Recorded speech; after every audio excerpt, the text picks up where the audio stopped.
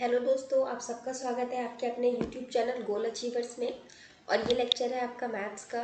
And maths में हम लोग डिस्कस कर रहे थे कैलकुलस, और कैलकुलस में हम लोग पढ़ रहे थे लिमिट्स। इसका मैं आपको बेसिक और थ्योरी पार्ट बता चुकी हूँ। एक बार एक छोटा सा ओवरव्यू दे देती हूँ। हमारी लिमिट कब एग्जिस्ट करती है किसी भी फंक्शन के लिए? कोई भी एक हमारा फंक्शन है, इसकी लिमिट कब एग्जिस्ट करेगी? जब हमारी लेफ्ट हैंड लिमिट इक्वल होगी राइट हैंड लिमिट की। अब ये हमारी left hand limit right hand limit कैसे निकलती है, ये मैंने आपको प्रीवियस वीडियोस में बताया है, प्लीज़ उसको देख लीजिए। उसके बाद हमारा लिमिट एग्जिस्ट करती है या नहीं करती है, इसको निकालने के बहुत से तरीके होते थे हमारे। एक हमने देखा था डायरेक्ट सब्स्टिट्यूशन, लेकिन इसमें क्या होता था, हमारी इनडिटर्मिनेंट फॉर्म बन जाती थी। इनडिटर्मिनेंट कभी कभी निकल जाता था, और मोस्ट ऑफ द टाइम हमारी इनडिटर्मिनेंट फॉर्म बन जाती है। इनडिटर्मिनेंट फॉर्म मतलब 0/0 या 0/इन्फिनिटी हो गया, या 1 की पावर इन्फिनिटी हो गया। इस तरह से अगर हमारी फॉर्म बन जाती है तो उसको हम कहते हैं इनडिटर्मिनेंट फॉर्म। जब हमारी इनडिटर्मिनेंट फॉर्म मतलब जिसको हम डिटरमाइन नहीं कर सकते, इस तरह की कुछ फॉर्म बन जाती है, तब हम इसमें दूसरे मेथड्स अप्लाई करते हैं। जो और क्या क्या मेथड थे हमारे, एक था फैक्टराइजेशन, रैशनलाइजेशन, ठीक है, एंड हमारे कुछ फॉर्मूलाज। इनका यूज करके हम अपने जो है इनडिटर्मिनेंट फॉर्म, उसको हम नॉर्मल तरीके से सॉल्व करते हैं। इन मेथड्स के अलावा हमारा एक बहुत इंपॉर्टेंट मेथड और होता है, जिसे हम कहते हैं एल हॉपिटल रूल। ठीक है, अब ये एल हॉपिटल रूल क्या होता है, ये मैंने आपको प्रीवियस लेक्चर में पढ़ाया था, लेकिन इसका मैं ब्रीफ दूंगी इसमें भी थोड़ा सा। एंड फॉर्मूलाज मैंने आपको 15 या 17 कुछ फॉर्मूलाज मैंने आपको प्रीवियस वीडियो में लिखवा दिए हैं। आप प्लीज़ उस वीडियो को चेक कर लीजिए, क्योंकि वो फिर काफ़ी लंबा हो जाएगा सारे फॉर्मूलाज दोबारा लिखवाना। तो आप उस वीडियो को चेक कर लीजिए। इस वीडियो में हम पढ़ते हैं L Hôpital rule. L Hôpital rule L Hôpital rule क्या होता है हमारा, जिसमें हम हमारा कोई अगर न्यूमरेटर की वैल्यू है एंड कुछ डिनोमिनेटर की वैल्यू है, इसको हम डिफ्रेंशिएशन का यूज करके एक दूसरी वैल्यू में कन्वर्ट करते हैं। मगर डिफ्रेंशिएशन जो हमारा u/v का फॉर्म, जो डिफ्रेंशिएशन का एक नॉर्मल मेथड होता है, हम उससे ना करके इस न्यूमरेटर डिनोमिनेटर को अलग अलग डिफ्रेंशिएट करते हैं। हम न्यूमरेटर को अलग डिफ्रेंशिएट करेंगे with respect to whatever the values are given here, and denominator को हम अलग डिफ्रेंशिएट करेंगे with respect to whatever the values given here, x और y whatever। और उसके बाद हमारा जो फंक्शन बनता है, फिर हम उस फंक्शन में अपने बाकी के रूल्स अप्लाई करके उसकी लिमिट निकालने की कोशिश करते हैं। ठीक है, जैसे मैंने एक एग्जांपल इसको आप लोगों को इसके बहुत सारे एग्जांपल्स देके सॉल्व करवाया था, और एल हॉपिटल रूल के बारे में बताया था। अब हम बात करते हैं अपने होमवर्क क्वेश्चंस की। मैं बताती हूँ आप लोगों को कि आप लोगों में से किसी ने भी होमवर्क क्वेश्चंस के रिप्लाई नहीं किए। सिर्फ एक स्टूडेंट है, मानी नाम है उनका, यूट्यूब पे नेम उनका मानी है। पूरा नाम नहीं याद आ रहा है मुझे, मानी है नाम, if I am pronouncing it right. Sorry, ये आई है, मिस गलती हुई है। इन्होंने क्वेश्चन का आंसर करा है यूट्यूब कमेंट बॉक्स में, इसका इन्होंने आंसर दिया है एक क्वेश्चन का। तो एटलीस्ट इन्होंने ट्राई किया है, और बाकी लोगों का तो कुछ रिप्लाई नहीं आया। यार मैथ्स का लेक्चर है, मैथ्स के लेक्चर में अगर आप कॉपी पेन यूज़ नहीं करोगे, क्वेश्चन सॉल्व नहीं करोगे, तो आपका कैसे आप लोग एग्जाम में कर पाओगे? Maths is all about copy and pen. अगर आप लोग को लगता है कि आप लोग को सिर्फ पीडीएफ दे दी जाएगी, उससे आप प्रिपेयर कर लोगे, तो इट्स नॉट पॉसिबल। मैथ्स या physics is not the subject जिसमें आप पीडीएफ से काम चला सकते हो। या मैंने पहले भी बोला है, ये आपका हिस्ट्री ज्योग्राफी नहीं है कि आपने उठाई एक किताब और लेट के बिस्तर पे पढ़ने बैठ गए। नहीं, मैथ्स एंड फिजिक्स कभी वैसे आज तक नहीं हुआ है, और कभी हो भी नहीं सकता है। विदाउट नोटबुक एंड पेन आप मैथ्स या फिजिक्स, मैथ्स या मैथ्स का कोई भी डेरिवेटिव सब्जेक्ट जिसमें मैथ्स यूज होता हो, चाहे वो फिजिक्स है, केमिस्ट्री है, इंजीनियरिंग का कोई सब्जेक्ट है, आप नहीं पढ़ सकते अगर आप नोटबुक और पेन का यूज नहीं कर रहे हैं। तो आपको ये सब्जेक्ट कभी समझ नहीं आ सकते, आप कभी एग्जाम में इन सब्जेक्ट से रिलेटेड क्वेश्चन सॉल्व नहीं कर सकते, चाहे आप जितनी मर्जी लेट की किताबें पढ़ लीजिए। तो जो होमवर्क देती हूँ उसे करा कीजिए, वो बहुत यूजफुल और बेनिफिट रहेगा आपका धीरे धीरे इवेंचुअली आपको ग्रो करने में। और अगर आपको वो सब ऑलरेडी आता है और आपको लगता है कि यूजफुल नहीं है, कि भाई हमें तो नहीं करना है ये वाले होमवर्क, हमारा तो लेवल इससे बहुत हाई हो चुका है, तो ट्रस्ट मी ऐसा कुछ नहीं होता है। एग्जाम में जाके यही वो क्वेश्चन होते हैं जो सॉल्व नहीं होते हैं बच्चों से, और सिलेक्शन रह जाता है। कोई बहुत टफ क्वेश्चन एग्जाम में कभी भी फ्रेम होकर आता नहीं है, इजी क्वेश्चन ही आते हैं और वो सॉल्व हम नहीं कर पाते हैं। मैं होमवर्क क्वेश्चंस यहाँ पे करा देती हूँ इसीलिए क्योंकि आज पिछले लेक्चर्स में मैं आपको पूरी थ्योरी पढ़ा चुकी हूँ और आज के लेक्चर में मैं आपका मेनली क्वेश्चंस पे फोकस रखने वाली हूँ। तो होमवर्क क्वेश्चन से स्टार्ट करते हैं। अब अगर आप लोग को ये टफ लगे और आप लोग नहीं कर पाए, डोंट नो व्हाई, तो स्टार्ट करते हैं हम आज के होमवर्क क्वेश्चन से। सबसे पहले अपना फर्स्ट क्वेश्चन लेते हैं। जो मैंने फर्स्ट होमवर्क क्वेश्चन दिया था वो था, आपको लिमिट बताना था कहाँ एग्जिस्ट करती है। If limit x tends to 6, 6x cube plus 6x square plus 6, 7x cube plus 7x square plus 7, ये क्वेश्चन था। और आपको बताना था कि x टेंड्स टू 6 पर लिमिट एग्जिस्ट करती है, लिमिट एग्जिस्ट करती है या नहीं करती है, ये आपका क्वेश्चन था। तो इसमें से जो मानी, मैंने एक नाम बताया मानी, उन्होंने इसका सॉल्व करा है, इसका आंसर दिया है, लेकिन मेरा आंसर और मानी आपका आंसर थोड़ा सा अलग आ रहा है। मुझे पता है आपकी जो वैल्यू आ रही है आपने उसको कट करके स्मॉलर फॉर्म में लिख दिया है। जैसे अपना ये रहता है ना, जैसे अगर मैं लिखूँ 6/8 तो इसको कट करके आप 3/4 लिख सकते हैं। तो आपने उसको कट करके 3/4, मतलब आपका एक छोटी वैल्यू कुछ आ गई है, लेकिन मेरा वो कैंसिल आउट हो नहीं पा रहा है। पता नहीं, शायद कुछ और मैं गलती कर रही होंगी उसमें, या शायद आपका कुछ, क्योंकि मैं बिल्कुल एक ऐसा रैंडम क्वेश्चन दिया था आपको उठा के वाला, ऐसा नहीं था कि मेरे पास ये कहीं सॉल्व करा हुआ रखा था, तभी हैंड टू हैंड मैंने आपको ये क्वेश्चन फ्रेम करके दिया था। तो अभी मैं भी आपके सामने से सॉल्व करने के दिखाती हूँ। हमें क्या दिया है, लिमिट x टेंड्स टू 6। जब मैंने आपको एक क्वेश्चन दिया था ना, उससे पहले मैंने आपको जो एग्जांपल्स दिए हैं वो आपको शायद लेफ्ट हैंड लिमिट और राइट हैंड लिमिट के दिए हुए हैं, और आपको वो लगा कि इसको सेटिस्फाई करके देखना था। लेकिन अभी हम आगे के मेथड, डायरेक्ट सब्स्टिट्यूशन और बाकी मेथड्स भी पढ़ चुके हैं, तो हम अभी उन मेथड्स का यूज करते हैं। तो डायरेक्ट सब्स्टिट्यूशन अगर हम करेंगे तो हम क्या करेंगे, यहाँ पर x की जगह हम सीधा 6 पुट कर सकते हैं। तो अभी हम पुट करके देखते हैं। 6 का क्यूब प्लस 6 का स्क्वायर प्लस 6 अपॉन में 7, अगेन x की जगह हम 6 पुट कर सकते हैं। Sorry, 6 square plus 6। एक रफ आइडिया के लिए आपको यहाँ बता देती हूँ, 6 का क्यूब कितना होता है, 216। ये चीज़ आप याद कर लीजिए, क्यूब रूट और स्क्वायर रूट एटलीस्ट 10 तक के, 10 11 तक के तो आप याद रखिए। Square root and cube root आपको हेल्प करेगा, न्यूमेरिकल एबिलिटी में तो बहुत ज़्यादा हेल्प करेगा, एंड हो सकता है मैथ्स में भी ऐसा कहीं 1-2 क्वेश्चन फंस जाए तो हेल्प कर जाएगा, और न्यूमेरिकल एबिलिटी में तो हेल्प करता ही करता है। तो एटलीस्ट 1 से लेके 11, 1 का तो क्या 1 ही रहता है, 2 से लेके 11 तक का आप square root and cube root याद रखिए। न्यूमेरिकल एबिलिटी वाले जब क्वेश्चन कराऊंगी तो मैं आपको ये चीज़ बताऊंगी। अगर आप 6 का स्क्वायर करते हैं तो आता है 36।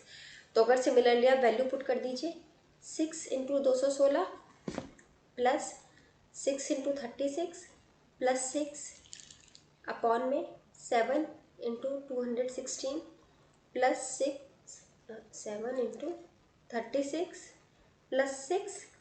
इसको अब आप सॉल्व करेंगे ना, मैंने ये सॉल्व कर लिया है, तो सॉल्व करके जो मेरा आंसर आया है मैं डायरेक्टली लिख रही हूँ, आप चाहे तो मल्टीप्लाई करके लिख सकते हैं। अब मैं मल्टीप्लाई करके दिखाऊंगी तो that's a wastage of time, मैं डायरेक्टली लिख देती हूँ। 15 18 और नीचे आ रहा था मेरा 17 71, मेरा ये आंसर आ रहा था। ठीक है, अब इसको कैंसिल आउट मेरा तो हो नहीं पाया, मतलब मुझे तो नहीं समझ में आया किसी से कैंसिल आउट हो जाएगा। अगर आप लोग को लगता है कि कैंसिल आउट हो रहा है किसी से तो प्लीज़ मुझे कमेंट बॉक्स में बताइए। उनका मानी का जो आंसर था, उनका ये 2 से कैंसिल आउट हो रहा था, तो उनका आंसर आ रहा था यहाँ पर 759 अपॉन में 882, ये आ रहा था।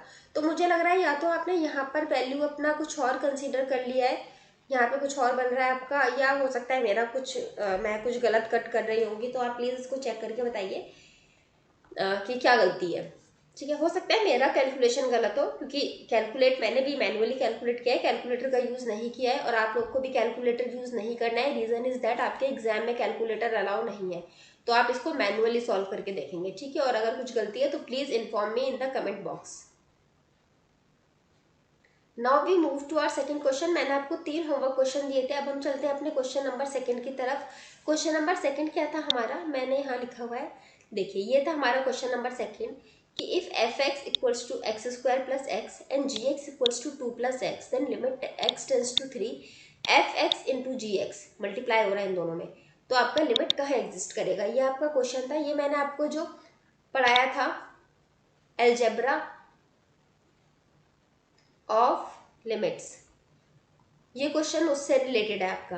तो इसमें आपकी मैं यहाँ वैल्यूज लिख देती हूँ। एफ एक्स क्या थी हमारी, एक्स स्क्वायर प्लस एक्स था, एंड जी एक्स था हमारा क्या, 2 plus x, 2 plus equal 2 plus x, और हमें निकालना था limit x tends to 3 F x g x. तो मैंने आपको बताया था इसको हम कैसे लिख सकते हैं, ये जो अलजेब्रा ऑफ फिजिक्स में, अलजेब्रा ऑफ लिमिट्स में मैंने बताया था आपको इसको कैसे लिख सकते हो, limit x tends to 3 F x into limit x tends to 3 ji x. आप अलग अलग लिख सकते हो, इसको अलग सॉल्व कर लीजिए, इसको अलग सॉल्व कर लीजिए। तो सबसे पहले हम इसे सॉल्व करते हैं, ठीक है। इसकी जगह आप लिमिट x टेंस टू 3 लिख देती हूँ मैं यहाँ पे, limit x tends to 3 F x की जगह पे एफ एक्स की जो वैल्यू है वो लिख दीजिए x square plus x. Similarly इधर अगर आप देखेंगे तो limit x tends to 3 and g x की जगह जी एक्स की वैल्यू लिख दीजिए 2 plus x, sorry 2 plus x. अब सॉल्व करते हैं वन बाय वन। यहाँ पर आप x की जगह 3 पुट करेंगे तो क्या आएगा, 3 स्क्वायर प्लस 3 कितना आ जाएगा, ये 3 का स्क्वायर 9 प्लस 3 12। एंड यहाँ पे भी जब आप 3 की जगह पुट करेंगे, x की जगह 3 पुट करेंगे तो क्या आ जाएगा आपका 2 प्लस 3 इक्वल्स टू 5।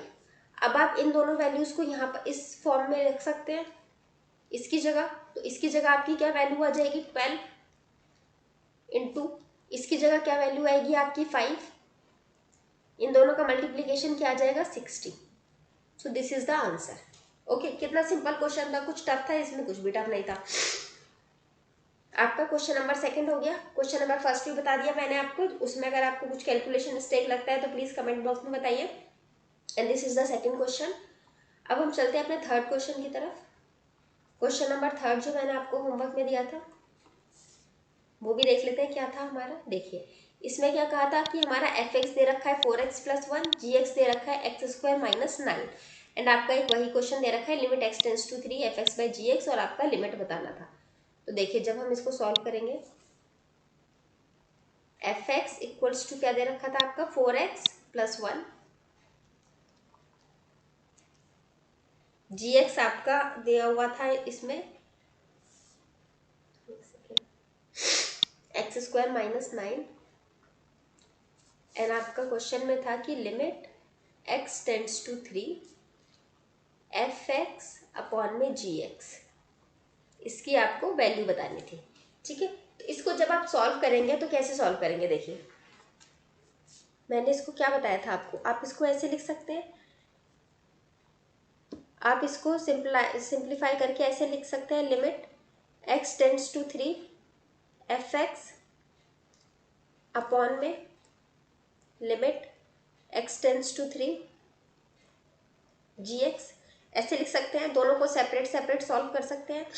तो पहले हम ये वाला टर्म उठाते हैं, limit x tends to 3 F x, इसको आप एफ एक्स की वैल्यू पुट कर सकते हैं, f x tends to 3, F x क्या है, ये है आपका, ये आप रख दीजिए 4x प्लस 1।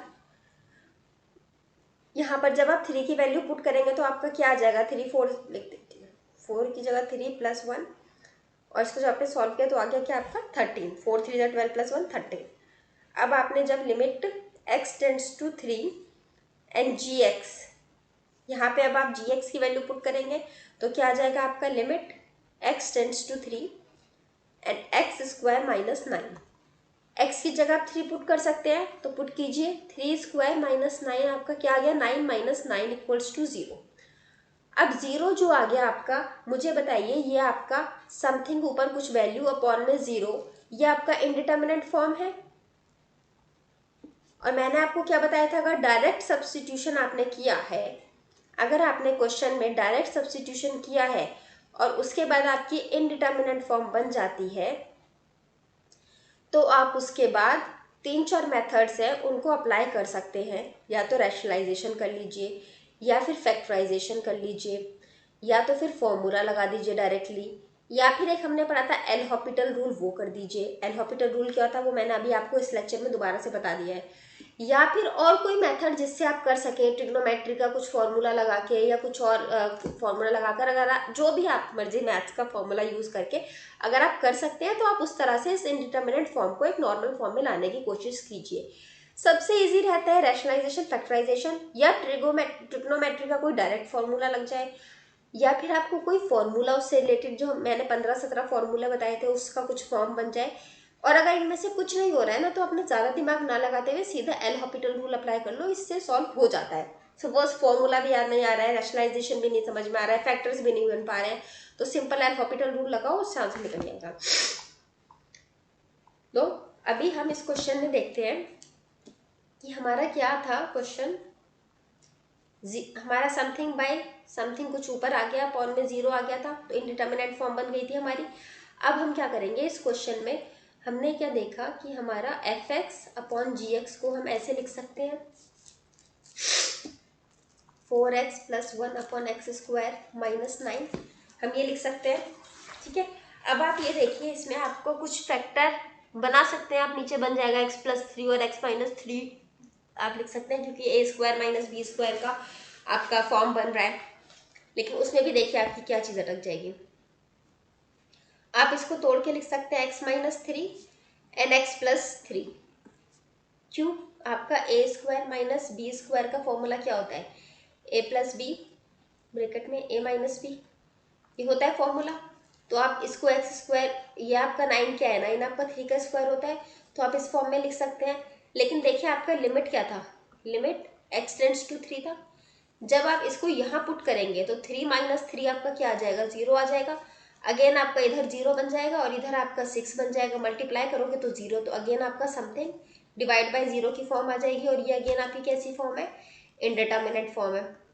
ठीक है, इनडिटर्मिनेट फॉर्म है, तो आप इसको फिर आगे नहीं कैलकुलेट कर सकते, फिर आपको कोई और मेथड सोचना पड़ेगा। सपोज आपका रैशनलाइजेशन आप लगाना चाहो कि हमारा x² - 9 है, हम x² + 1 9 और x² + 9 से ऊपर नीचे मल्टीप्लाई डिवाइड कर देते हैं अगर हम, तो वो भी करके देख सकते हो। लेकिन वो सब ना बहुत एक लेंदी पड़ जाएगा आपको एग्जाम पर्सपेक्टिव से, बार बार एक नए नए फॉर्मूला लगाना। अब आप इसको अगर आप ध्यान से देखो इस क्वेश्चन को, इसे अगर आप ध्यान से नोटिस करो इन वैल्यूज को, तो आप मुझे ये बताइए कि इनका डिफरेंशिएशन करना आपके लिए बहुत ज़्यादा मुश्किल काम है क्या? कुछ बहुत टफ फॉर्मूला लग रहा है डिफरेंशिएशन का? नहीं, बहुत सिंपल सा फॉर्मूला लग रहा है डिफरेंशिएशन का। सिंपल सा ये वाला फॉर्मूला लग रहा है, x⁴n वाला, nx n-1, सिंपल ये एक फॉर्मूला यूज हो रहा है सिर्फ इसमें, और बहुत इजीली आप इसको कर भी लेंगे। तो अगर आप इस फॉर्मूले का यूज करके इसको, इस पे सिंपल एल हॉपिटल रूल लगा देते हैं, एल हॉपिटल रूल लगा के इसको अगर सॉल्व करते हैं, तो उसके बाद चेक करके देखते हैं कि शायद आपकी कुछ वैल्यू 0/0 या फिर समथिंग बाय 0 की फॉर्म में ना आए, या सिंपल बोलते हैं इनडिटर्मिनेट फॉर्म में ना आके एक नॉर्मल फॉर्म में आपकी वैल्यू आ जाए और शायद आपकी लिमिट पता चल जाए आपको। ठीक है, तो क्या करते हैं, एल हॉपिटल रूल लगा के देखते हैं। Clear the canvas? Okay, so let me write it again. Limit x tends to 3, fx upon gx equals to 4x + 1 upon में x² - 9। मैंने क्या बताया आपको, अब हम इसमें क्या लगा सकते हैं, हम एल हॉपिटल रूल लगा सकते हैं। एल हॉपिटल रूल मैंने आपको बताया था क्या करना होता है इसमें, इसको डिफ्रेंशिएट करना होता है, मगर न्यूमरेटर को अलग डिफ्रेंशिएट और डिनोमिनेटर को अलग डिफ्रेंशिएट करना होता है। तो आप देखिए, जब ऊपर न्यूमरेटर को आप डिफ्रेंशिएट करेंगे तो 4x का क्या बनेगा, सिर्फ 4 प्लस में 1 का इसका 0 हो जाएगा, तो हम नहीं लिखेंगे। x² का क्या बन जाएगा आपका 2x, और 9 का 0 हो जाएगा, तो हम नहीं लिखेंगे। तो हम इसको ये लिख सकते हैं, fx upon gx limit x tends to 3, आपका डिफ्रेंशिएट करके ये फॉर्म बन गया। ठीक है, अब अगर आप इसमें इसको ऐसे लिख दें, लिमिट x टेंड्स टू 3, ऊपर 4 अपॉन में limit x tends to 3 2x, और आप 3 की वैल्यू पुट करें, सॉरी ये क्या हो गया, अगर आप 3 की वैल्यू देखें, यहाँ तो कुछ x है नहीं तो यहाँ तो वैल्यू पुट होगी नहीं, तो ये एज इट इज 4 रहेगा, और नीचे 3 की वैल्यू आपने यहाँ पुट करी तो 3 2 जा क्या बन जाएगा 2 इंटू यहाँ 3 की वैल्यू पुट कर देंगे तो क्या बन जाएगा 6, इसको कट कर देंगे तो आपका आंसर क्या आ जाएगा 2/3। ये आपकी लिमिट कहाँ एग्जिस्ट करेगी 2/3 पे, सॉल्व करके आप इसको लिख सकते हैं 0.666 पे, ठीक है। तो ये आपकी लिमिट आपकी यहाँ एग्जिस्ट करेगी फॉर दिस फंक्शन, और इसका आपका डायरेक्टली नहीं निकला था, तो ये क्वेश्चन देने का मकसद ही यही था। तब तक मैंने आपको एल हॉपिटल रूल और ये सब नहीं पढ़ाया था, तो ये क्वेश्चन दिया था कि आप लोग कितना इसको कर पाते हैं और आंसर में अपॉन में 0 लिख देते हैं या कैसा आप आंसर देते हैं, मगर आंसर आप लोगों ने क्या दिया, आप लोगों ने आंसर ही नहीं दिया, कोई सॉल्व ही नहीं करे क्वेश्चंस, मैथ्स नहीं सॉल्व करेंगे तो कैसे चलेगा। तो ये वीडियो में आपके मैं होमवर्क क्वेश्चंस करा चुकी हूँ, पिछले आपका ऑलमोस्ट सब कुछ रिवाइज हो ही चुका है, जो मैंने पिछले 2 लेक्चर्स में आपको पढ़ाया है, थ्योरी एंड फॉर्मूलाज तो खैर आपको दोबारा से अपने आप ही देखने पड़ेंगे, बहुत लंबा हो जाएगा, 15-20 मिनट ले लेते हैं वो formula revise formulas, L Hôpital rule वगैरह जो इंपॉर्टेंट चीज़ें हैं वो रिवाइज करा दी। अब मैं आज आपकी क्लास में कुछ क्वेश्चंस करवा देती हूँ, बहुत टफ नहीं है, बेसिक क्वेश्चंस ही हैं, और एक बार ये क्वेश्चंस हो जाएंगे तो फिर मैं आपको कुछ होमवर्क क्वेश्चन भी दे पाऊंगी ना इजीली, तो आप कर लेंगे उसको। एक क्वेश्चन ये है आपके लिए, ये आपका क्वेश्चन मैं बताती हूँ अभी कहाँ आया हुआ है, और देखिए ट्रस्ट में आप ये क्वेश्चन खुद सॉल्व करेंगे और बहुत इजीली सॉल्व करेंगे। The function f x equals to x sine x, एक सेकेंड ये ज़्यादा ही डार्क चल रहा है, x sine x satisfy the following equation. अब इक्वेशन क्या है, f double dash x plus f x plus t cos x equals to 0, find the value of t. ये आपका गेट 2014 या फिर 17 का क्वेश्चन है, मुझे एग्जैक्टली ईयर याद नहीं है, लेकिन ये आपका गेट का क्वेश्चन है, this thing I am very sure कि ये गेट का क्वेश्चन है। तो क्वेश्चन देखिए बहुत इजी है पढ़ने में, आपको लग रहा होगा, और सॉल्व करने में उससे भी ज़्यादा इजी है, सिर्फ आपको समझना है कि क्वेश्चन ने पूछा क्या है और आपको उसको करने का तरीका पता होना चाहिए, आपको छोटी छोटी चीज़ें आनी चाहिए। अच्छा एक चीज़ मुझे बताइए, मैंने आपसे पूछा था क्या आप में से कोई ऐसा बच्चा है जिसे डिफ्रेंशिएशन में प्रॉब्लम होता है, जिससे डिफ्रेंशिएशन नहीं आता है, डिफ्रेंशिएशन, क्योंकि देखिए अभी जब मैं डेरिवेटिव पढ़ाऊंगी ना, डेरिवेटिव पढ़ाऊंगी जब मैं, तब मैं आपको डिफ्रेंशिएशन बताऊंगी, बिल्कुल बताऊंगी, क्योंकि आई नो आप मैं बिल्कुल अज्यूम कर रही हूँ कि जो मेरे साथ बच्चे पढ़ रहे हैं उनमें से ऐसे बच्चे भी हैं जिनके पास बायोलॉजी रहा होगा, साइड में मैथ्स वैथ्स लेकर चले होंगे, वो ऐसे बच्चे भी मेरे साथ पढ़ रहे होंगे, यहाँ जुड़े हुए होंगे, जिनके पास कंप्यूटर साइंस बैकग्राउंड रहा होगा या कोई और इंजीनियरिंग का ऐसा डिपार्टमेंट रहा होगा, टेक्सटाइल इंजीनियरिंग, मैन्युफैक्चरिंग, बहुत तरह की इंजीनियरिंग होती है, आप उसमें से कुछ बिलोंग करते होंगे, या हो सकता है कुछ बच्चे ऐसे हो जिन्होंने अपना बीटेक अपना हो सकता है इसमें किया हो, या आपका बीएससी मैथ्स एंड फिजिक्स में किया हो, और बीटेक में भी आपके पास मेन सब्जेक्ट रहे हो फिजिक्स एंड मैथ्स एंड तक रहा हो, मगर आप जॉब में आ गए हैं, प्राइवेट सेक्टर में या गवर्नमेंट सेक्टर में कहीं पे भी जॉब कर रहे हैं और एक लिंक आपका छूट गया है पढ़ाई से। अब देखिए यार, ये जो जॉब है ना 12 लाख की सैलरी दे रही है आपको, आप प्राइवेट सेक्टर में अगर जॉब कर भी रहे होंगे और फ्रेशर होंगे, 2-3 साल का एक्सपीरियंस होगा, और बहुत अगर आपको आप आईआईटी से पास आउट नहीं है, एक नॉर्मल कॉलेज से पास आउट है, तो आपको 6-7 लाख मिल रहे होंगे, तो ऑलमोस्ट आपको डबल मिलेगा। तो everyone will come and want to join this job. लेकिन मैं ये चीज़ मान रही हूँ आपके साथ कि 3-4 साल जब आप जॉब कर लेते हैं ना, तो आप ये सब छोटे छोटे फॉर्मूला और ये सब चीज़ें भूल जाते हैं। तो इसलिए जब मैं डेरिवेटिव पढ़ाऊंगी तब मैं डिफरेंशिएशन और वो फॉर्मूला सारे बताऊंगी, जब इंटीग्रल्स पढ़ाऊंगी तो इंटीग्रेशन के सारे फॉर्मूले बताऊंगी। लेकिन अगर आपको ये बेसिक बेसिक भी बिल्कुल आपको समझने में दिक्कत हो रही है ना, तो प्लीज़ मुझे कमेंट बॉक्स में बता दीजिए, तो फिर मैं इस चीज़ को कंटिन्यू करने से पहले ना आपको एक डिफरेंशिएशन के बेसिक फॉर्मूले की क्लास ले लूँगी। ठीक है, वैसे कुछ टफ फॉर्मूला नहीं लगना है इसमें, बेसिक फॉर्मूला है बस। आपका वो जो साइन कॉस वाला फॉर्मूला होता है, साइन टू कॉस एंड आपका एक्स की पावर एन, बस ये 3 ही फॉर्मूले बेसिकली इन क्वेश्चंस में यूज होंगे जो मैं आपको कराऊंगी। बहुत टफ साइड पर नहीं जा रही हूँ। ओके, तो अभी ये क्वेश्चन है, इसको अब आप लोग वीडियो पॉज कीजिए एंड प्लीज सॉल्व करने का कोशिश कीजिए, आप कितना सॉल्व कर पाते हैं। और वरना तो फिर अगर नहीं कर पाते हैं सॉल्व तो मैं सॉल्व करवा ही रही हूँ। Clear the canvas. देखिए मैं कुछ छोटे छोटे पॉइंट यहाँ नोट कर देती हूँ जो हमें ज़रूरत पड़ेगी क्वेश्चन सॉल्व करने के लिए। एफ एक्स हमें दे रखा है कितना, एक्स साइन एक्स, और हमारी इक्वेशन क्या थी, f double dash x plus f x plus t cos x equals to 0। और आपको इसमें क्या करना था, टी की वैल्यू फाइंड करनी थी, ये आपको फाइंड करना था। आई होप कि आप लोगों को पूरी स्क्रीन विजिबल होगी। Let me check, I don't know, कुछ पता नहीं चल रहा है। आई एम होपिंग कि पूरा स्क्रीन विजिबल है आपको जो मैं लिख पा रही हूँ। ऊपर मैंने अभी कुछ लिखा नहीं है, बस जो फॉर्मूले में गिवन डेटा है वही लिखा है। ठीक है, तो सबसे पहले हम ऐसे क्वेश्चंस में क्या लिखते हैं जो हमें वैल्यू गिवन है, एफ एक्स गिवन है, हम एफ एक्स लिख लेंगे, एक्स साइन एक्स गिवन है।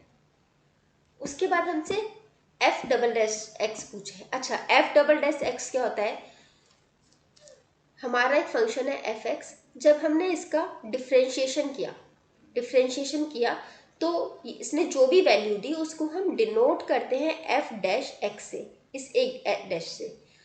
अब ये जो टर्म आया था इसको अगर हमने फिर दोबारा डिफ्रेंशिएट कर दिया तो जो हमें वैल्यू मिली वो हमें मिलेगी एफ डबल डैश एक्स, मतलब जो हमें वैल्यू मिलेगी उसको हम डिनोट करेंगे इससे, डबल डैश से। तो मतलब डबल डिफ्रेंशिएशन, 2 बार डिफ्रेंशिएशन। तो इस पॉइंट पे पहुंचने के लिए, एफ डबल डैश एक्स पे पहुंचने के लिए हमें पहले एफ सिंगल डैश एक्स निकालना पड़ेगा। तो देखिए ये एक्स एक अलग टर्म है, साइन एक्स एक अलग टर्म है, बीच में मल्टीप्लाई, तो यहाँ पर हमारा कौन सा रूल लगेगा, प्रोडक्ट रूल। एंड अब प्रोडक्ट रूल क्या होता है, कोई आप, आई होप पता नहीं आप लोगों में से कितने लोग को पता है प्रोडक्ट रूल या नहीं पता है, मैं एक छोटा सा यहाँ बता देती हूँ,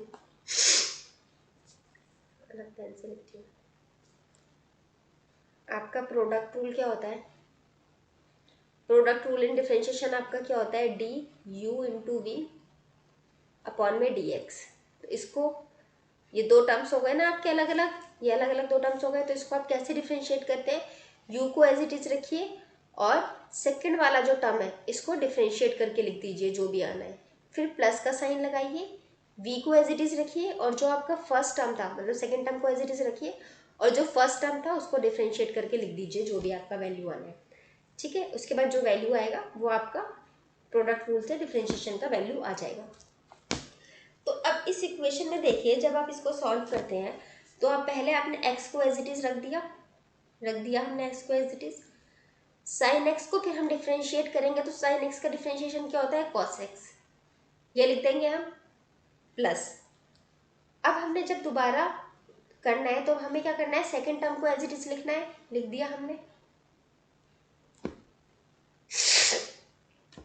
एंड ये x इसका हम डिफरेंशिएशन करेंगे, इस x का डिफरेंशिएशन क्या हो जाएगा 1, क्योंकि x की पावर n होता है, हमने पढ़ा है n x minus n minus 1, यहाँ पे n क्या है 1 है, तो 1 इंटू एक्स इंटू 1 माइनस 1 क्या आ जाएगा हमारा x की पावर 0, और किसी भी चीज़ की पावर 0 इक्वल्स टू क्या होता है 1।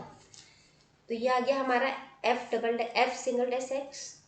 अब अगर हम करेंगे f डबल डैश x की तरफ हम चलते हैं, इसको जब हमने डबल डिफरेंशिएशन करेंगे तो अब हमारा डबल डिफरेंशिएशन के बाद आंसर क्या आ जाएगा, देखिए यहाँ पर भी हम इस x को एज इट इज लिखेंगे और cos x का डिफरेंशिएशन लिखेंगे। cos x का डिफरेंशिएशन क्या होता है, माइनस साइन एक्स, तो इस माइनस के साइन को यहाँ ना लगा के मैं बाहर लिख रही हूँ, बाहर लिख देती हूँ, ठीक है, प्लस साइन एक्स आ गया, आप नहीं अभी साइन एक्स नहीं, अभी तो अब अभी यही टर्म चल रहा है ना, तो इस टर्म में आप अब क्या लिखेंगे, cos x को सेकेंड टर्म को एज इट इज लिखेंगे एंड फर्स्ट टर्म का डिफरेंशिएशन करेंगे जो कि आपका क्या हो जाएगा 1, और साइन एक्स कब आप डिफरेंशिएशन करेंगे, अब इस टर्म का साइन एक्स का सिंपल डिफरेंशिएशन क्या आ जाएगा, cos x।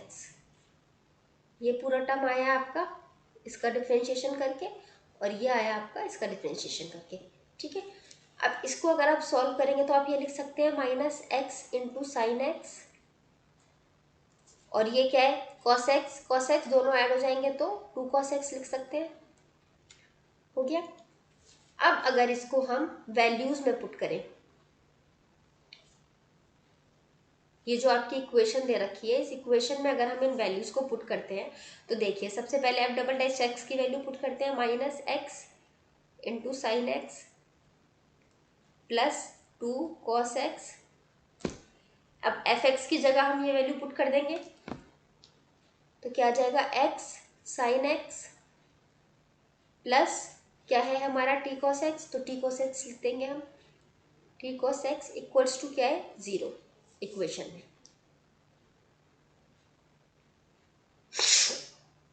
ठीक है, अब इसको अगर आप सॉल्व करेंगे तो देखिए ये एक्स साइन एक्स है और ये माइनस का एक्स साइन एक्स है, दोनों एक दूसरे को कैंसिल आउट कर देंगे। ठीक है, क्या रह जाएगा 2 cos x plus t cos x equals to 0। इस टी कॉस एक्स को आप ये 2 कॉस एक्स को इधर ला सकते हैं तो क्या लिख देंगे minus 2 cos x, t equals to minus 2 cos x upon में इस कॉस एक्स को यहाँ नीचे ले आएंगे, सिंपल अलजेब्रा है कॉस एक्स, ये कॉस एक्स ऊपर नीचे कट जाएगा, आंसर क्या रह जाएगा -2। तो इस पूरे को सॉल्व करने के बाद हमें क्या पता चला कि हमारे जो टी है उसकी वैल्यू क्या है -2। क्या वैल्यू आई टी की -2। ओके, तो ये क्वेश्चन हो गया सॉल्व। एंड आप लोग को समझ में आया कैसे सॉल्व करा मैंने इस क्वेश्चन को। सिंपल था, कुछ नहीं था, टाइम बस इसलिए लगा क्योंकि आपको 1 बाय 1 समझाया कि कैसे क्या आया, कौन सी वैल्यू क्या आई कैसे आई। अब इसके बाद हम चलते हैं अपने एक और नेक्स्ट क्वेश्चन की तरफ। बहुत इजी क्वेश्चन है और इस क्वेश्चन के लिए मैं आप लोगों को नेक्स्ट क्वेश्चन के लिए मैं बिल्कुल बोलूँगी कि वीडियो को 1 मिनट पॉज करिए और सोचिए कि आप इसको कैसे सॉल्व कर सकते हैं। सॉल्यूशन देखने से पहले आपको क्वेश्चन में दिया है limit x tends to 0 x cube minus sine x upon x, ये, और इसको अब आपको निकालना है। बताइए कैसे करेंगे।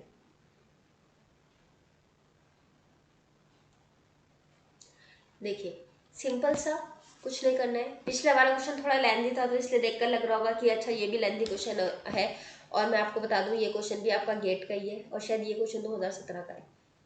एक्चुअली ईयर याद नहीं रहता है वो जब तक बुक से चेक ना करो, बस हाँ क्वेश्चन याद रहता है कि ये गेट में आया है। तो लिमिट x टेंड्स टू 0 है आपका, हम x की जगह 0 रख सकते हैं। 0 पुट करके देखते हैं क्या वैल्यू आती है। 0 का cube minus sine x 0 upon में 0। साइन 0 क्या होता है 0 होता है, हमें पता है। 0 माइनस 0 बाई 0 आपका क्या आ गई है इनडिटर्मिनेट फॉर्म।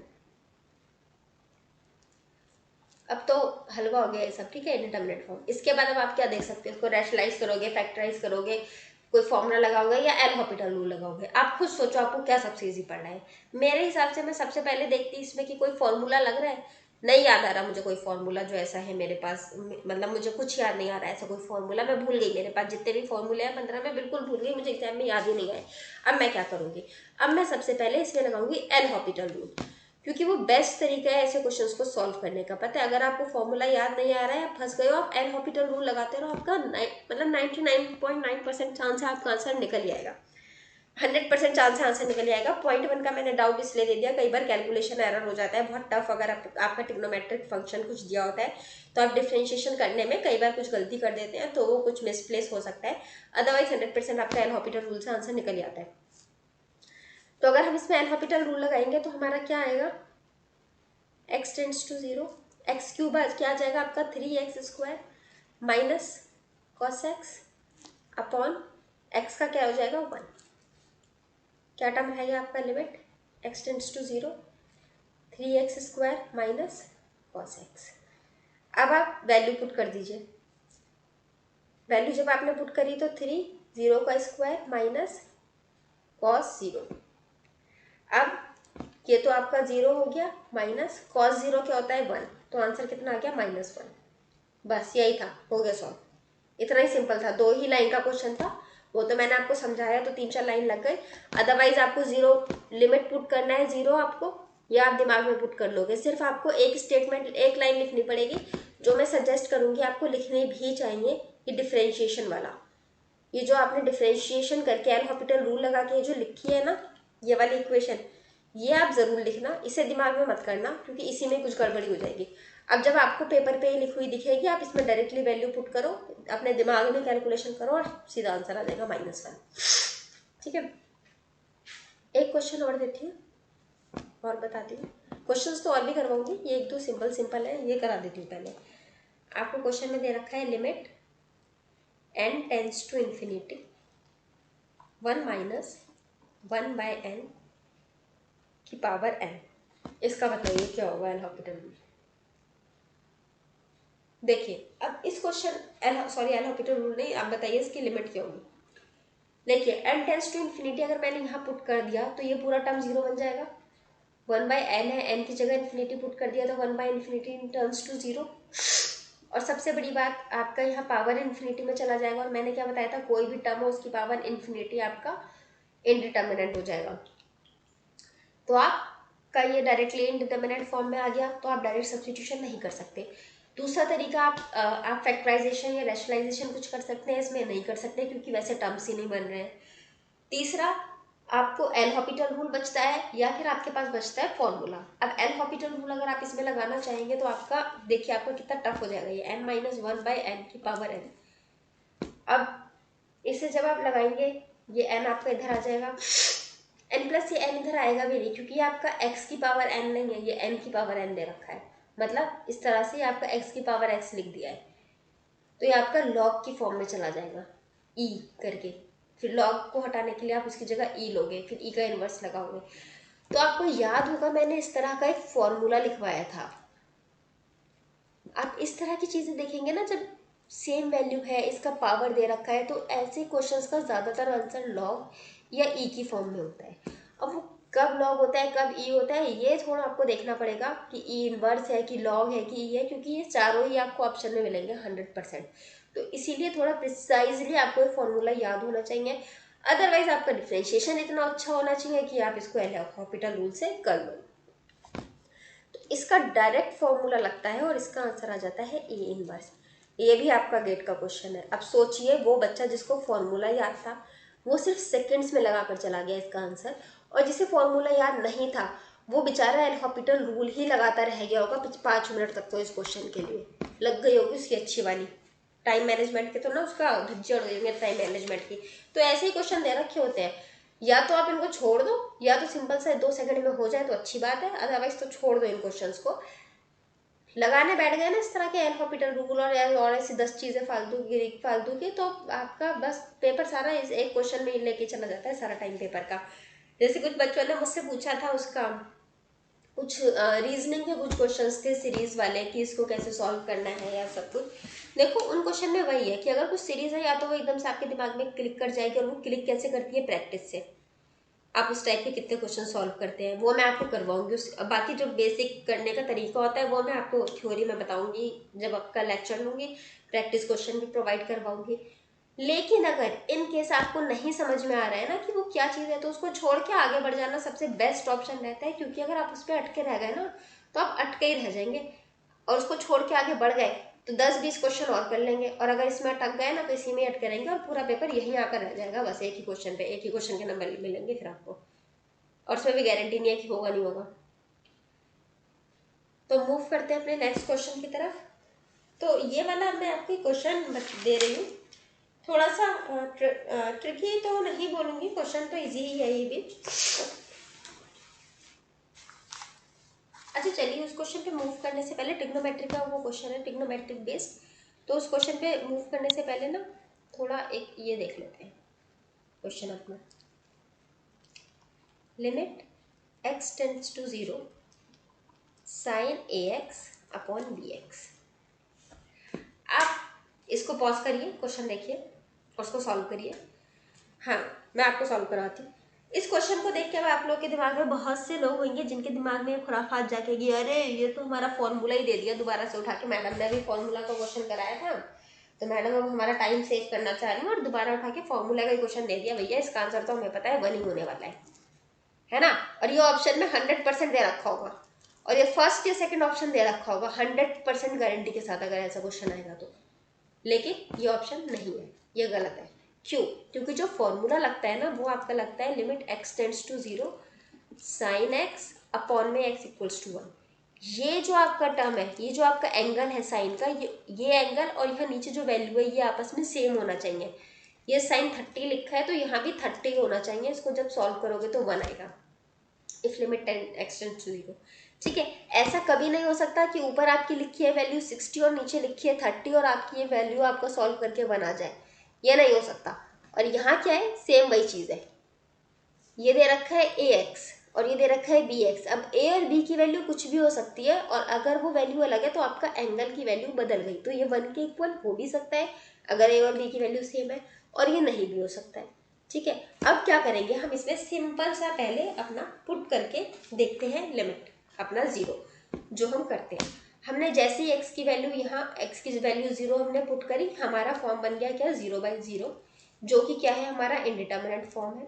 इसको रिमूव करने के लिए हमारे पास कई सारे मेथड्स हैं जो मैंने आपको बता दिए, लेकिन उन मेथड्स पे जाने से पहले हम यहाँ पर एक चीज़ क्या देख सकते हैं कि अगर हम इस क्वेश्चन को सॉल्व करें, इस तरह से कुछ हम इसको सॉल्व करने की कोशिश करें कि अगर हम कैसे भी करके इसमें कुछ फॉर्मूला बना पाए, क्योंकि हमें दिख रहा है कि साइन एक्स बाय एक्स का फॉर्मूला हम इसमें बना सकते हैं, बन सकता है बहुत इजीली। सिर्फ हमें नीचे एक एक्स्ट्रा ए एक्स की ज़रूरत है। अगर हमारा नीचे ए एक्स आ जाए कहीं से तो हमारा ये फॉर्मूला बन जाएगा। तो अब हम इसके लिए क्या कर सकते हैं, हम अगर इसमें ये कर दें limit x tends to 0 sine a x upon b x, अगर हम ए एक्स से ऊपर नीचे मल्टीप्लाई डिवाइड कर सकते हैं, कोई फर्क नहीं पड़ेगा। जब हमने ये इक्वेशन लिख दी तो इसके बाद हम अगर इसको ऐसे लिख दें limit x tends to 0 sine a x, थोड़ा सा रीअरेंज कर दें और इस ए एक्स को हम यहाँ लिख दें ए एक्स इंटू ए एक्स अपॉन बी एक्स, यहाँ लिख सकते हैं, कोई इशू नहीं है, क्योंकि इसको आप ऐसे भी तो लिख सकते हो sign a x into A x upon में बी एक्स इंटू ए एक्स। अब ए एक्स इधर लिख दो, बी एक्स इधर लिख दो, कुछ फ़र्क पड़ेगा? 2 इंटू 3 लिखा मैंने या 3 इंटू 2 लिखा, कुछ फ़र्क पड़ा? आंसर तो 6 ही आना है ना। तो ऐसे हम रीअरेंज कर सकते हैं। जब हमने इसको रीअरेंज कर दिया तो अब ये देखिए, ये हमारा बन गया फॉर्मूला, ये बन गया हमारा डायरेक्टली फॉर्मूला, ये डायरेक्टली हमारा ये वाला फॉर्मूला बन गया यहाँ पर limit x tends to 0 sine x by x equals to 1, ये फॉर्मूला ये बन रहा है। इस फॉर्मूले की वजह से हम यहाँ पर 1 लिख सकते हैं इंटू ए एक्स अपॉन बी एक्स लिख सकते हैं। x से x कैंसिल कर देंगे, ऊपर नीचे सेम सेम टर्म है, क्योंकि ये ऐसे लिखा है ना a by x b into x, तो इस x को एक दूसरे से काट देंगे तो हमारा फाइनली क्या आ गया answer a upon b. So this is the answer. Option में आपका ये भी रहेगा, ऑप्शन में 1 होगा, एक ऑप्शन 0 होगा, एक होगा a अपॉन बी और एक होगा a इंटू बी, ये आपके ऑप्शन होंगे। ठीक है, तो वो इतना कंफ्यूजिंग देते हैं ना कि आप ऐसे ही कंफ्यूज होते हैं इनमें। चलिए, ये क्वेश्चन हो गया आपको, आई होप समझ आ गया होगा सबको। थोड़ा और अच्छे से समझने के लिए ना इसका एक क्वेश्चन एक काम करते हैं और देख लेते हैं। एक क्वेश्चन में कोई देखती हूँ अगर मिलता है कुछ ऐसा तो।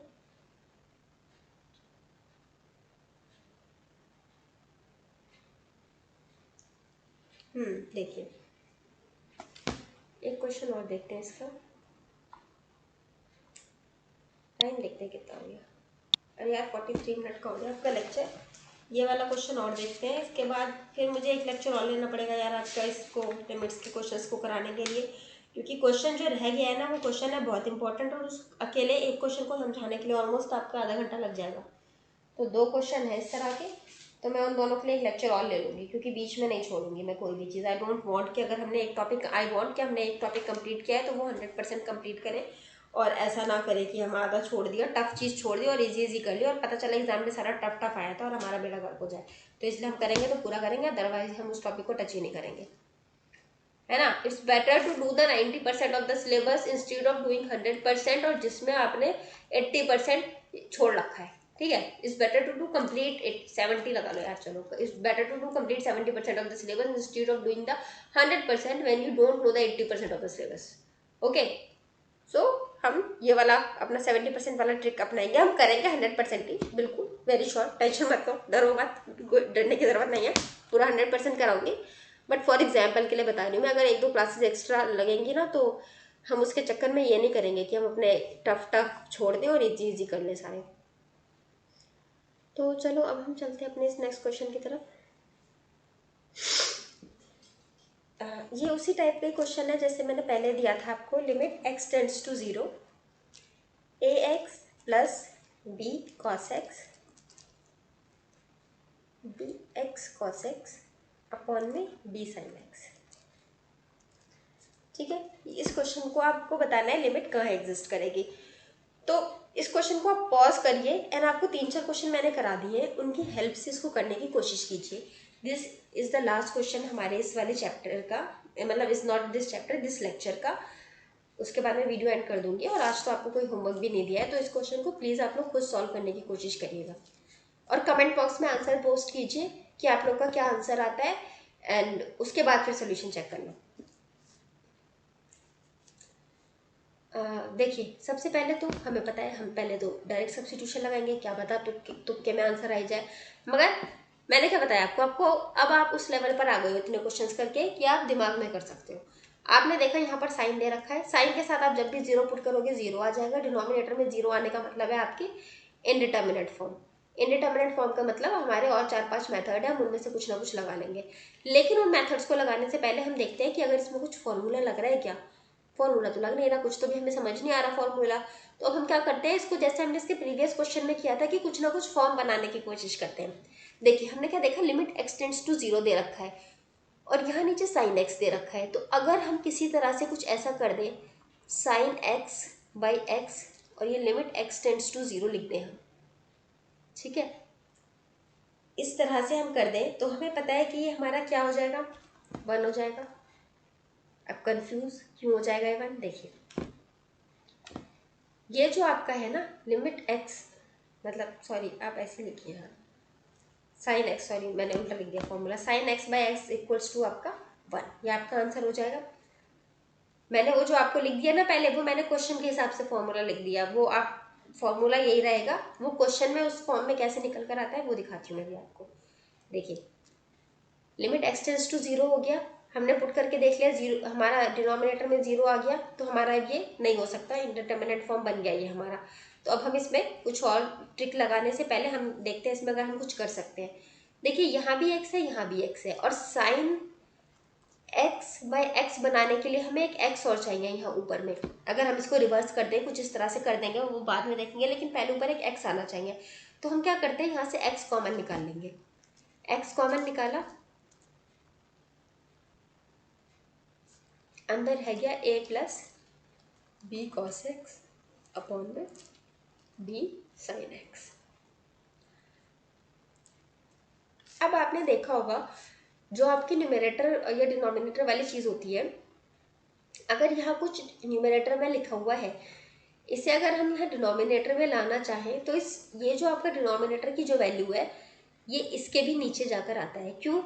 क्योंकि आपका ये जो ऊपर वैल्यू है, सपोज ये x लिखा है, तो ये x बाय 1 है, ये 1 हमारी कोई वैल्यू नहीं होती है, इसलिए हम इसको लिखते नहीं है, लेकिन एक्चुअल में इसके नीचे 1 होता है। तो अगर आप इसको b साइन एक्स के साथ नीचे उतारना चाहोगे, तो आप इस x को यहाँ नहीं लिखोगे, इसको आप यहाँ नीचे ला के लिखोगे। ठीक है, बेसिक अलजेब्रा है, पढ़ा होगा। अगर नहीं किसी को समझ में आ रहा है तो पूछना, मैं इसको अगले वीडियो में ढंग से समझा दूंगी कैसे न्यूमरेटर डिनोमिनेटर में वैल्यू कैसे चेंज करते हैं। तो इस x को आप नीचे लाकर रख सकते हैं, तो क्या आ जाएगा आपका, limit x tends to 0। Okay, don't confuse with कि ये लिख दिया सेम थिंग है, बस लिखने का तरीका अलग है, don't get confuse with everything. Upon b sine x, और ये x नीचे ले आएंगे हम। अब देखिए आपका ये लिमिट x टेंड्स टू 0, ये तो इस पूरे पर ही लग रहा है ना आपका, तो यहाँ पर भी लग रहा है, तो ये आपका क्या बन जाएगा, इतना ये चीज़ ये 1 बन जाएगा आपका। तो आप इसको क्या लिख सकते हो,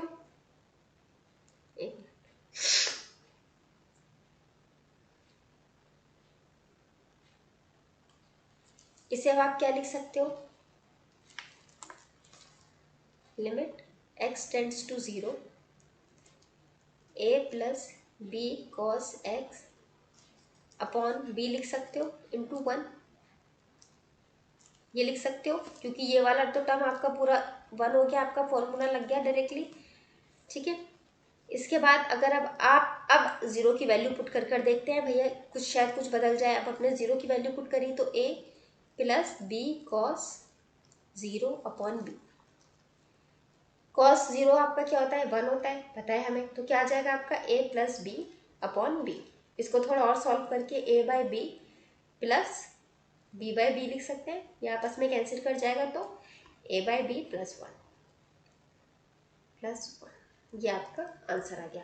बस आपका क्वेश्चन ये दे रखा होगा और ये ऑप्शन दे रखा होगा ना, पहले तो आप क्वेश्चन देख के थोड़ा सा डर जाओगे और उसके बाद रहे से आप ऑप्शन देख के डर जाओगे कि अच्छा इतना कॉम्प्लेक्स ऑप्शन तो हमारा कभी आ ही नहीं सकता, इतना कॉम्प्लेक्स आंसर, छोड़ दो भैया इस क्वेश्चन को। तो इसीलिए बस ये आपका आंसर आ जाएगा।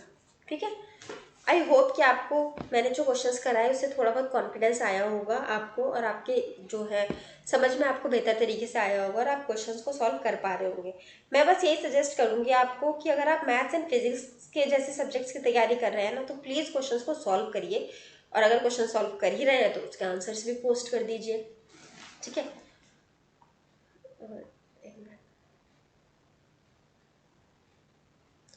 और इसके कुछ और इम्पॉर्टेंट एक दो क्वेश्चन और एक दो मतलब टाइप के क्वेश्चन रह गए हैं, कुछ एक दो टाइप की चीज़ें रह गई हैं, वो बताना ज़रूरी है, अदरवाइज तो ना फिर इनकम्प्लीट रह जाएगा। मुझे खुद नहीं मिलेगा कि मैं अपनी तरफ से सेटिस्फाई नहीं हो पाऊंगी, आपको मैंने सारा करा दिया तो वो मुझे ऑनेस्टी नहीं लगेगी, तो वो मुझे नहीं सही लगता। इसलिए एक क्लास और लगेगी, आपका लिमिट्स कंप्लीट हो जाएगा, एंड देन मैं इसकी जो वर्कशीट है वो आपको पोस्ट कर दूंगी।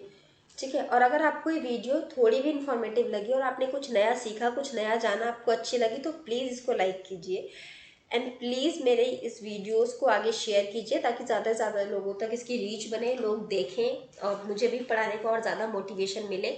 एंड मेरे चैनल को सब्सक्राइब करिए और सब लोगों से करवाइए प्लीज़, क्योंकि मोटिवेशन मिलना बहुत ज़रूरी है। अगर मुझे लगेगा कि बच्चे देख ही नहीं रहे हैं मेरा चैनल और लोग देख ही नहीं रहे हैं चैनल को, तो फिर मुझे कोई मन नहीं करेगा बनाने का। इसीलिए मैं बोलती हूँ आप आंसर्स पोस्ट कीजिए।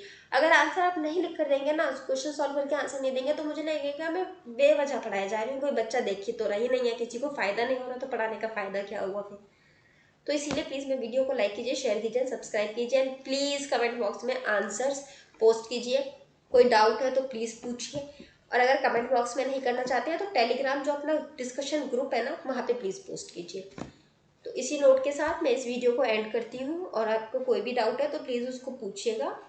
Thank you very much for watching it.